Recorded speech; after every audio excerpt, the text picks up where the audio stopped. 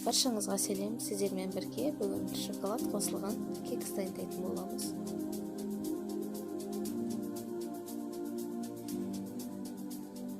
Бізге керек ұнымыздың үстіне қант қосамыз, оны жақсылап араластырып аламыз.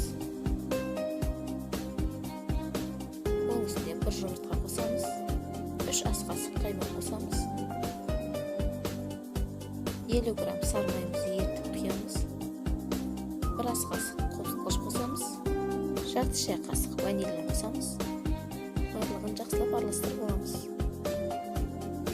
Оның үстіне жарты стакан жылы сүт қосамыз, оны да жақсылап араластырып аламыз.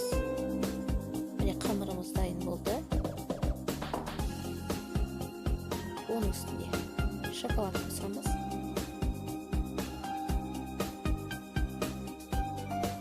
Оны да жақсылап араластырып аламыз. Енді осының барлығын кекстің формасына құйып шығамыз. 180 градуста 25-30 минут пісіріп аламыз. Міне кекстеріміз дайын болды. Өте жұмсақ әрі дәмді болып шығады.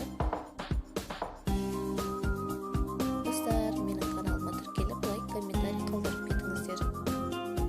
Баршаңызға